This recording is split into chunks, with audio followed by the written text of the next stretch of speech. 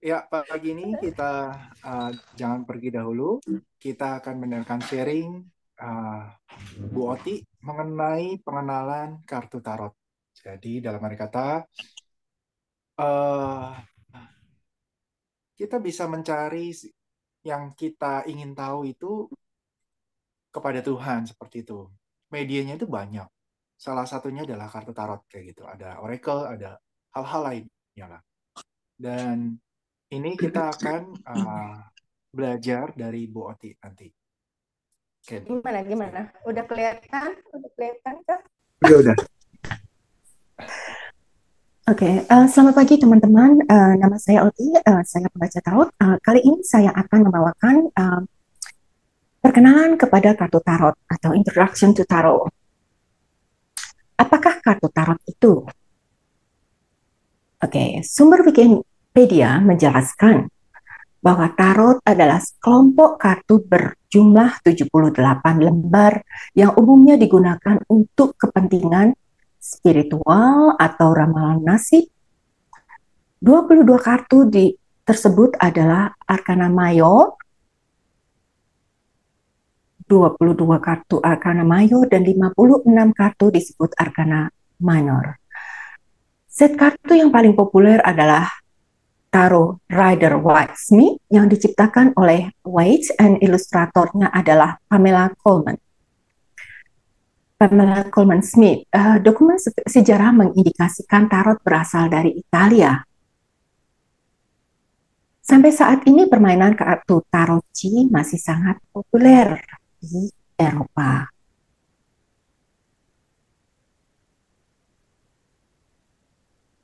Apa fungsi kartu tarot? Tarot biasanya digunakan untuk membaca keadaan, situasi, dan jalur hidup seseorang. Banyak orang menganggap tarot sebagai alat meramal, tetapi sebetulnya tarot adalah membaca energi seseorang dalam keadaan tertentu. Informasi didapat dari alam bawah sadar si pembaca tarot dan klien yang dibaca. Jadi, tarot adalah alat yang menjembatani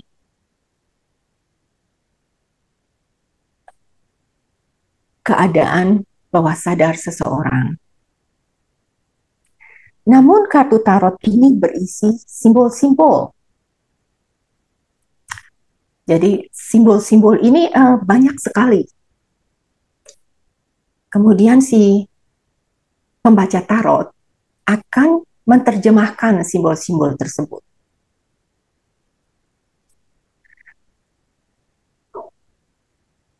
Menjadi suatu pernyataan. Jadi penjelasannya akan lebih merupakan suatu pernyataan yang bisa dimengerti oleh si penanya.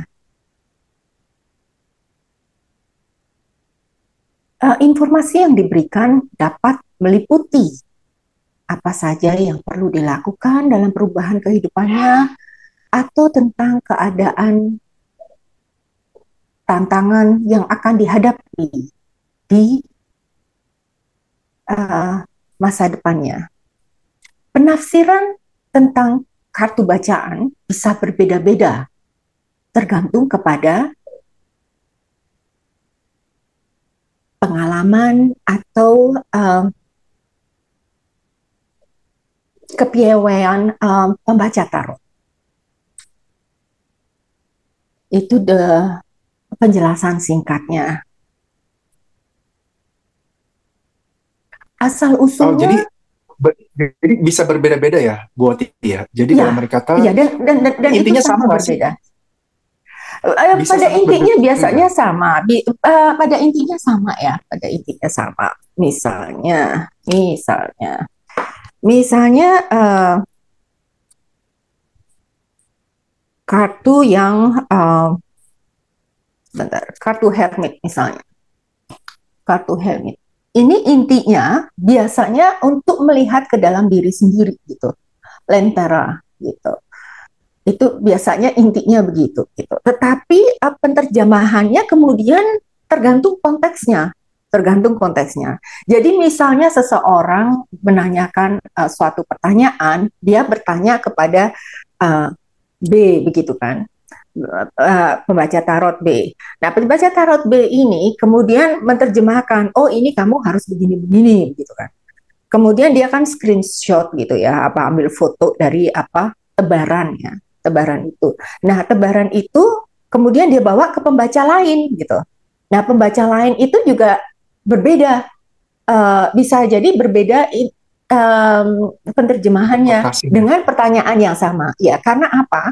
Karena insight-nya misalnya kalau saya lebih ke perkembangan diri, ke apa namanya, bagaimana orang ini bisa menjadi lebih baik gitu. Mungkin orang lain akan dari sisi spiritualnya dia, oh kamu harus berdoa lebih banyak, kamu harus ini begitu.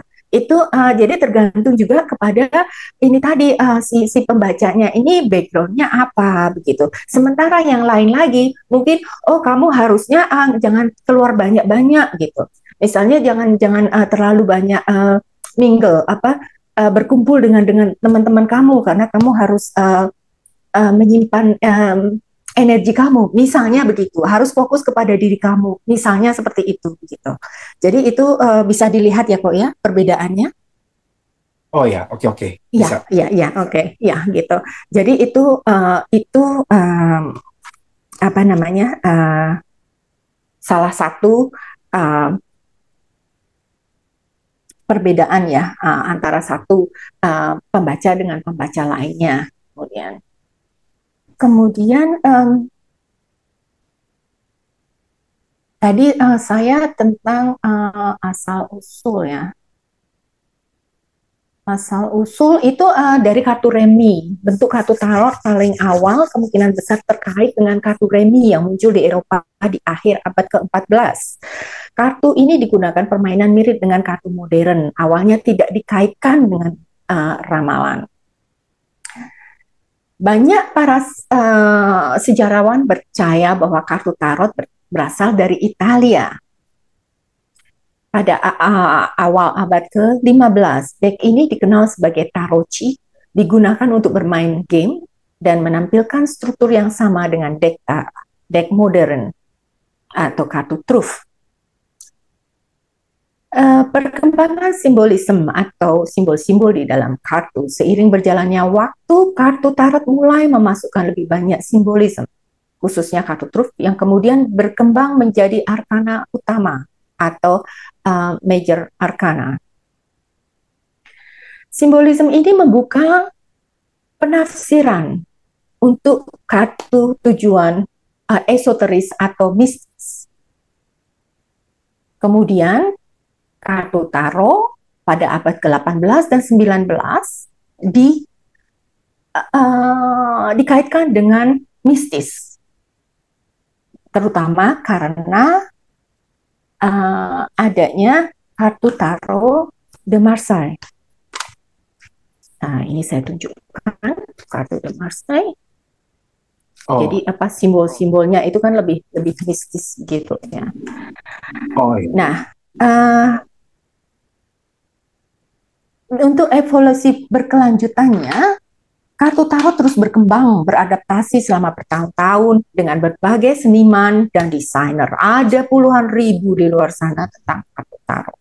Jadi dan jumlahnya pun akhirnya bervariasi. Tidak seperti pakem yang tadi yang 78 tadi.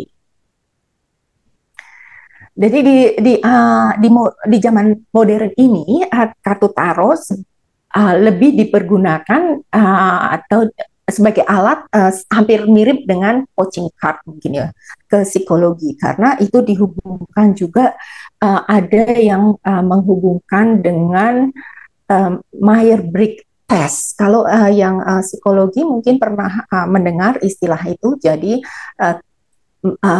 melihat kepribadian seseorang melalui kartu tarot.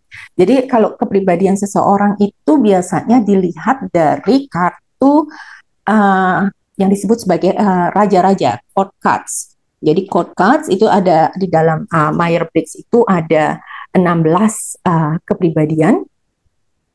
Jadi itu dilihat dari kartu coach itu tadi. Kartu coach itu salah satunya misalnya Queen of Pentacles gitu. Nah itu dari Myers-Briggs. Jadi kalau di dalam Myers-Briggs itu ada 16 kepribadian, yaitu misalnya introvert atau extrovert begitu. Kemudian, saya sebelum lebih detail lagi ke kartu tarot, saya ingin menjelaskan juga perbedaan antara kartu tarot, kartu orakel, dan kartu Lenormand. Mungkin pernah dengar kartu itu, dan kadang orang menyebut orakel itu juga sebagai kartu tarot, padahal itu bukan kartu tarot, karena orang kalau menyebut kartu tarot itu berarti ramalan. Orang tidak mengerti kalau itu sebetulnya kartu orakel begitu. Jadi apa bedanya? Jadi kalau kartu tarot seperti disebutkan tadi itu terdiri dari 8 kartu ya yang mengikuti Rider-Waite tadi. 78 kartu itu ada terdiri Major Arcana dan Minor Arcana. Jadi utama dan arkana utama dan arkana kecil kalau istilah yang saya dengar di dalam bahasa Indonesia. Jadi kalau kartu tarot ini yang major arcana itu membicarakan tentang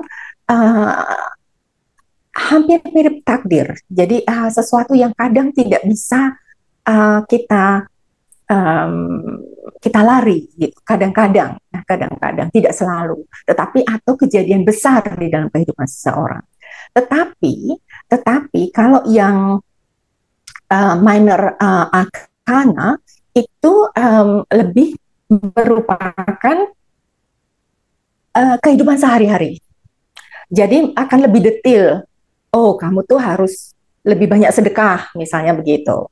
Kamu tuh harus beristirahat, misalnya begitu. Atau kamu tuh harus pergi dan melupakan keadaan ini, begitu. Itu minor arcana kecil. Kemudian itu yang kartu tarot. Kalau kartu tarot itu dibacanya bisa hanya satu, kita bisa membuka satu. Hari ini apa yang harus saya fokuskan? Misalnya itu satu. Atau hari ini apa tantangan saya? Begitu. Atau hari ini sebaiknya atau pesan apa yang harus saya kerjakan, gitu kan? Itu bisa begitu. Atau bisa 3, misalnya kemarin bagaimana, hari ini bagaimana, besok bagaimana, gitu. Bisa 3 atau bisa banyak menurut tebaran gitu. Ada banyak sekali, ada ribuan orang menciptakan tebaran-tebaran, tapi yang populer itu Celtic Cross ya. Jadi itu yang untuk kartu tarot, bisa individual, bisa tebaran. Kemudian untuk yang oracle itu setiap kartu posisinya sama. Dalam artian tidak ada major, tidak ada minor. Jadi semuanya sama. Jadi semuanya sama itu tidak ada kehidupan yang harus spiritual atau yang daily, itu nggak ada, semuanya sama.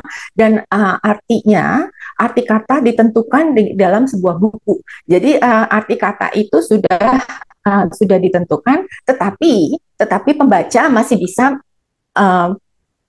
memberikan arti menurut insight-nya dia. Jadi kalau pembaca itu kan biasanya dari intuisi gitu, dari intuisi itu bisa jadi, oh ini sebetulnya penerjemahannya begini, ya itu menurut buku, tetapi kemudian dikembangkan menurut pesan-pesan yang diterima oleh si pembaca. Kalau oracle bisa dibaca per satu kartu atau bisa juga dengan banyak kartu. Kemudian dan oracle ini ya menurut menurut penciptanya dia bisa bisa saja, oh aku mau menciptakan oracle tentang bunga gitu kan, terus bunga, oh bunga ini nih artinya ini gitu, misalnya lotus artinya perkembangan spiritual gitu kan, atau yang lain lagi gitu. Nah itu bisa bisa uh, tergantung kepada si penciptanya. Kemudian kartu Lenormand. Lenormand yang tradisional itu terdiri dari 36 kartu. Tetapi lagi tergantung kepada penciptanya. Apabila penciptanya itu terinspirasi atau mendapatkan insight untuk menciptakan lebih dari 36, bisa jadi begitu gitu. Dan kalau Lenormand ini dibaca uh, berbagai cara, dari atas ke bawah, menyilang dari kanan ke kiri, untuk tetapi harus dibaca dengan tebaran begitu. Jadi itu perbedaan kartu oracle, kartu tarot, dan kartu uh, Lenormand begitu. Jadi sekarang semua udah bisa membedakan ya mana kartunya. Nanti bisa tanya ini kartunya kartu apa? Kartu tarot atau kartu kartu apa namanya oracle gitu. Dan biasanya Berarti pembaca tarot ya, ya kalau kalau misalnya satu pertanyaan kayak gitu dibuka dengan 3 kartu itu hasilnya bisa mirip-mirip nggak? biasanya bisa bisa bisa karena Oh, seperti kemarin yang Koabe coaching card dibuka sama gitu, dan saya alami juga, saya buka 3 hari itu sama gitu, berarti saya belum belum belum move on oh, dari itu gitu. jadi oke. jadi seperti itu, iya bisa bisa bisa jadi begitu gitu. Gitu. Dan kemudian kalau misalnya ke pembaca lain itu bisa bisa lain gitu, kartunya yang keluar bisa lain, Hmm, tetapi bisa jadi ada kemiripan gitu loh. Itu oke. saya pernah yang dapatkan, ya saya dapatkan misalnya seseorang kurang sedekah begitu kan, keluar kurang sedekah gitu, terus soalnya tapi saya udah sedekah kok gini-gini gitu, kekeh gitu kan, kekeh gitu. Oke, gitu. Saya akhirnya waktu kita akhiri gitu kan, oke, terima kasih gitu. Hadiahnya baru ngaku, iya sebetulnya dari pembaca lainnya saya udah dibilangin kurang sedekah, katanya begitu. Tetapi itu tadi, si penanya sebetulnya waktu dia menanyakan tuh harus open minded. Artinya bagaimana? Artinya kalau open minded itu bahwa dia harus siap menerima insight yang diberikan begitu. Jadi jangan merasa get offended gitu loh. Apalagi enggak kok aku enggak begitu. Nah, itu kartunya ya udah terserah gitu. Kalau bagi pembaca sih it's your problem gitu. This is the message that I receive begitu. Begitu. Jadi kalau kalau belum siap, saya sarankan jangan dibaca, jangan minta dibaca gitu. Karena itu akan menimbulkan problem sendiri begitu. Itu Iya.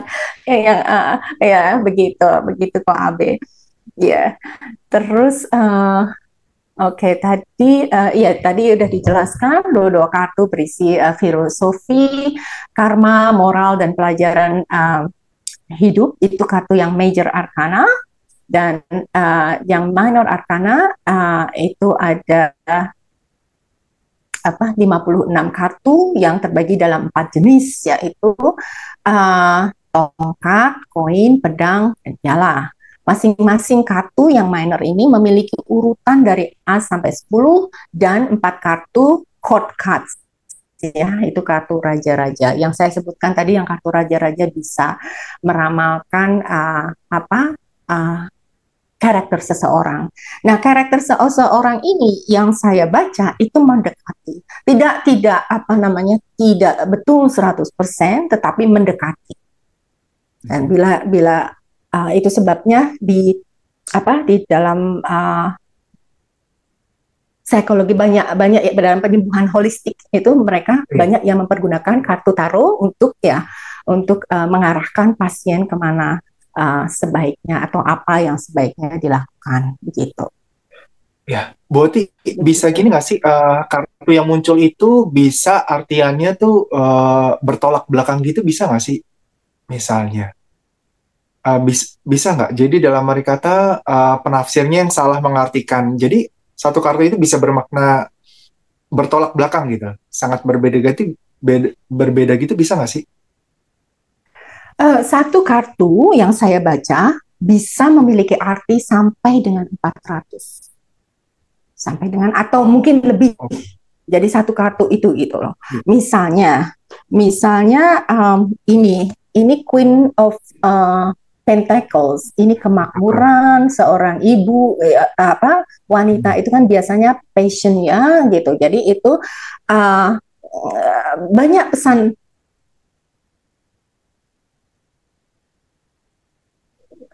pesan-pesan, apa namanya, um, dalam dalam kartu ini, dan semuanya simbol-simbol ini apa, ini uang gitu, misalnya begitu.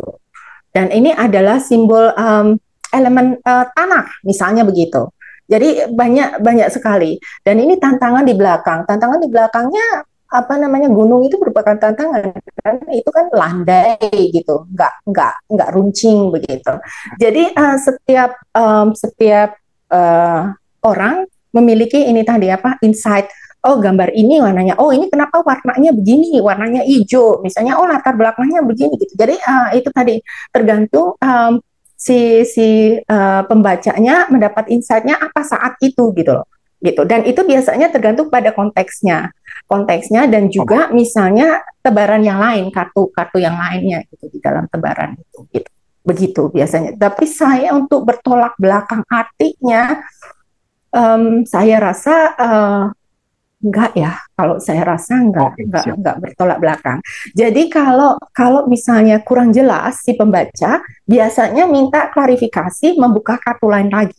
Bisa Oh, bisa siap. jadi begitu gitu. Oh, ini kok kurang jelas, kenapa? Ada apa ini, dibuka kartu lain atau mempergunakan kartu lain, kartu orakel itu tadi.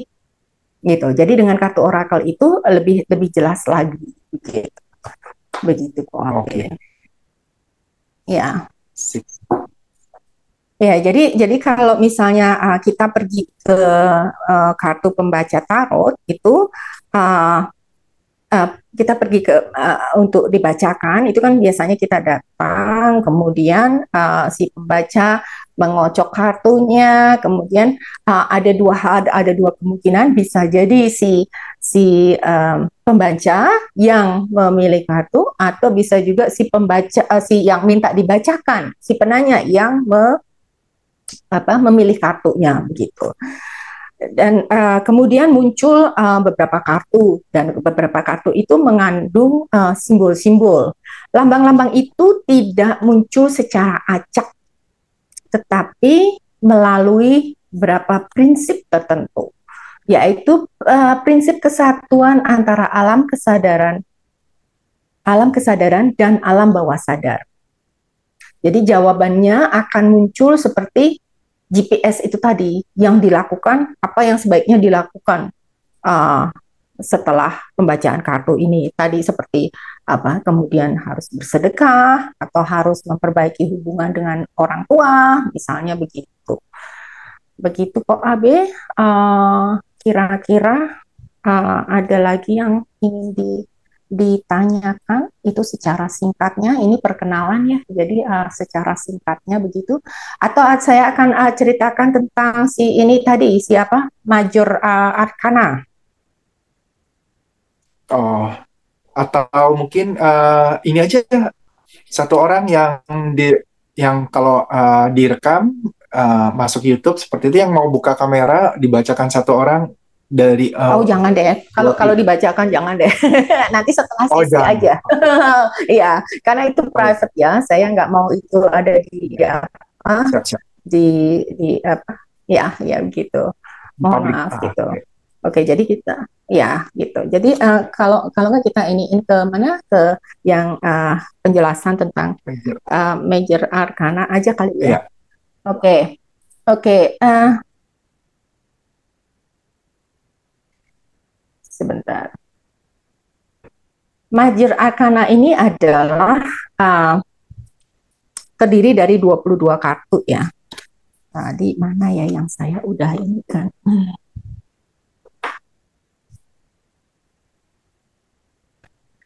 Jadi ini sebetulnya Major Arcana sebetulnya seperti cerita uh, tentang kehidupan. Jadi Major Arcana ini terdiri dari 22 kartu yang berisi filosofi, karma, moral, dan pelajaran hidup.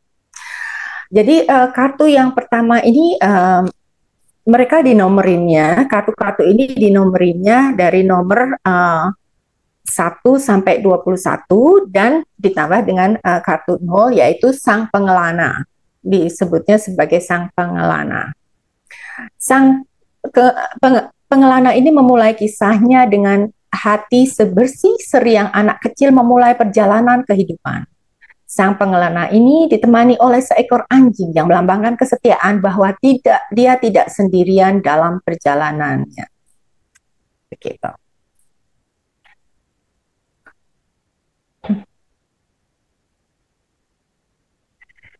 Kemudian yang nomor 1 adalah magician. Magician ini adalah suatu awal. Jadi di atas meja ada tools of magic, alat-alat untuk menciptakan keajaiban. Yaitu ada tongkat, ada pedang, ada cawan, dan koin. Tongkat, pedang, dan cawang, dan koin ini melambangkan elemen. 4 elemen, dan posisi tangan menghubungkan bumi dan tanah yang artinya menghubungkan impian dan kenyataan. Dan ada angka 8 di atas kepala adalah melambangkan infinity atau keabadian. Jubah merah percaya diri untuk mencapai impian. Kuning adalah positif dan ceria. Dan yang kedua adalah High Priestess. High Priestess ini adalah mendengarkan intuisi kebijaksanaan dari hati nurani, merupakan wisdom dan understanding, kebijaksanaan itu tadi.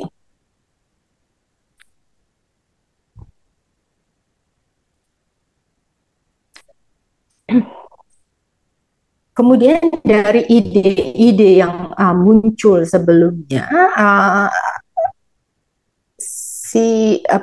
kemudian ada The Empress yang digambarkan sebagai wanita yang penuh berlimpah dan kesuburan.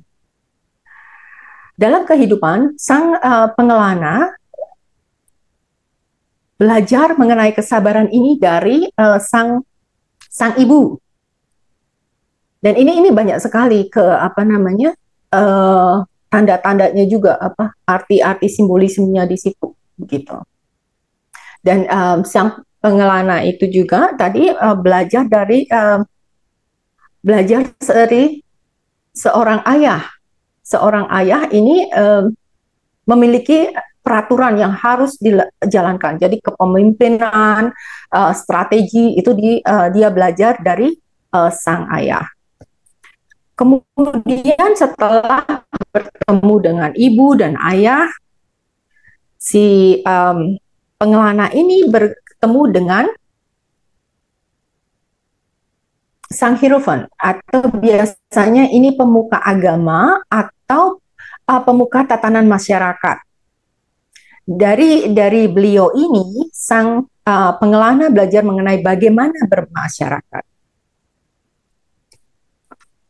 Kemudian sang pengelama bertemu dengan kekasihnya dan belajar berbagi kasih, saling mendukung, saling melengkapi dalam setiap langkah mereka. Ternyata dalam kehidupan bersama sang kekasih semuanya tidak mudah dan dia tidak bisa selalu mengejar impian-impiannya. Dia harus menguasai emosi yang bergejolak dalam dirinya. Kemudian yang berikutnya adalah kartu The Strength. Ini kartu bagus ini. Gitu. Ini semuanya berjatuhan. Dalam kartu ini, sang pengelana mengajarkan kekuatan pengertian. Jadi dalam gambar ini adalah seorang wanita menaklukkan seekor singa yang mempergunakan kekuatan kasih dari ilahi. bukan kekuatan tenaga. Jadi menganalisa ke diri sendiri, ketabahan, ketegaran menjadi kunci dari kartu ini. Setelah berbagai benturan datang dan pergi dalam kehidupan sang pengelana, dia memutuskan untuk mencari lentera pencerahan. Apa sih arti kehidupan ini? Sang pengelana menyendiri untuk lebih mengenal dirinya. Apa yang sebenarnya dia cari dalam kehidupan ini?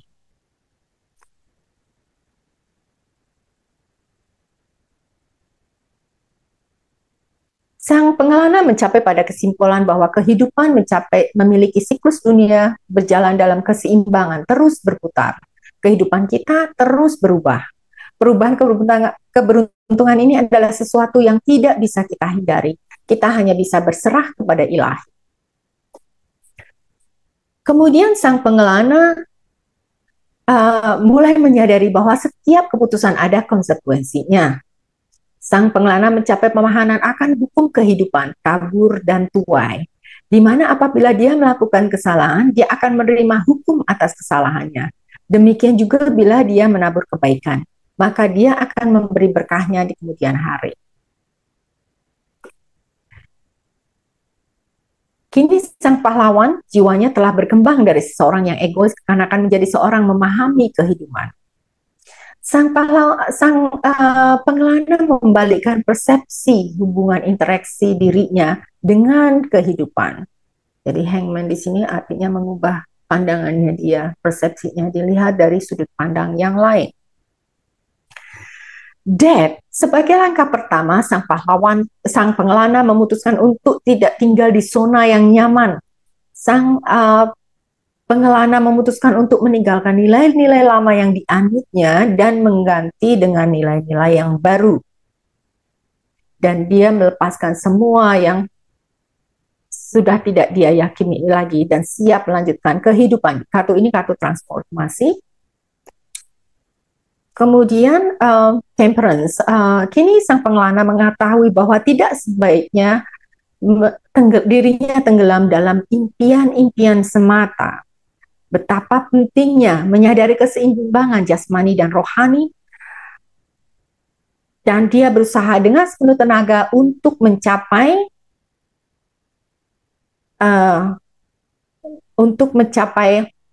keseimbangan ini tadi. Kemudian yang kartu ke-15 adalah Devil. Sang pengelana berusaha untuk menjaga keseimbangan jasmani dan rohaninya. Sang pengelana dihadapi dengan setan yang menghantui dirinya, jadi kemelekatannya dia. Jadi merupakan obsesi, kecanduan, bisa kecanduan pekerjaan, kecanduan harta, atau cinta, bisa jadi. Jadi ini ada chain di situ, ada rantai. Nah itu yang mengikat sang pengelana. Saat sang pengelana menyadari dia terikat dengan obsesinya, sang pengelana memutuskan untuk terjun dari menara impian dibangunnya, memulai perjalanan di kehidupannya yang baru.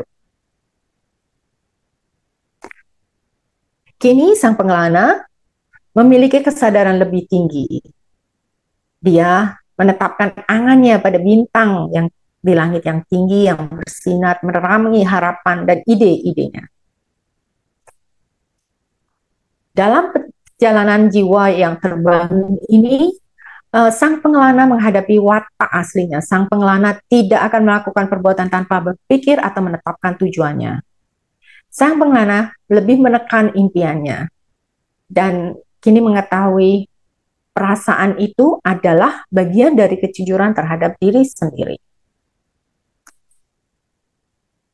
Kartu ke-19 adalah The Sun. Setelah jatuh bangun melakukan perjalanan, sang pengelana mencapai padang kebahagiaan. Walaupun belum sempurna, sang pengelana mulai mengerti mengapa dia dilahirkan dan tugasnya di dunia.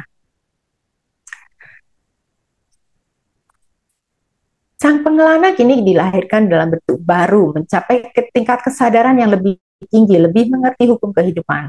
Sang pengelana meninggalkan cara lama yang digunakan sebelumnya, yaitu meraih harapan dengan caranya penuh penderitaan yang akhirnya jatuh. Dan kartu yang terakhir di Major Arcana adalah The World. Pada akhirnya, sang pengelana menyelesaikan perjalanan kehidupannya. Kini kita menyatu dengan semesta dan siap memulai perjalanan selanjutnya. Kehidupan adalah siklus yang tiada akhir. Nah, itu ceritanya sang pengelana di dalam Major Arcana. Jadi basically ini mewakili dalam dalam kehidupan kita. Fase-fase dalam kehidupan kita. Begitu kok Abe. Siap, siap. Thank you. Keren, keren. Thank Iya. you, thank you. Kemudian ada Ah, selanjutnya iya. kita akhiri aja atau gimana nih? Uh, mau berapa lama? Eh, oh, yaudah. Boleh kita akhiri aja. Buati, satu dua kalimat penutup tentang kartu tarot. Oke, baik. Mengenai kartu tarot, ya itu adalah alat. Jadi bukan sesuatu yang mistik yang seperti orang uh, katakan. Karena sering saya dengar bahwa kartu tarot itu suatu yang sesat begitu, tetapi lebih merupakan suatu alat. Kita bisa menggunakan alat dengan apa saja untuk me, mengetahui blind spot kita atau alam bawah sadar kita yang kemudian akan membantu kita menentukan langkah-langkah selanjutnya dalam hidup kita dan mungkin akan membantu kita secara spiritual untuk mencapai illumination misalnya atau meraih apapun yang kita inginkan. Jadi itu hanya suatu kompas begitu. Iya. Begitu. Terima kasih Ko Abi. Terima Ya. kasih. Baik teman-teman, terima kasih atas kehadirannya. Terima kasih Ko Abe atas kesempatan yang diberikan. Semoga semuanya bermanfaat. Semoga semua makhluk berbahagia. Terima kasih. Atma Namaste. Boti atas penjelasannya tentang introduction tarot seperti itu. Nah, nanti teman-teman bisa nanti ini akan diupload ke YouTube, bisa diulang lagi. Dan kalau mau ini silakan private ke Bu Oti kayak begitu. Thank you teman-teman semuanya.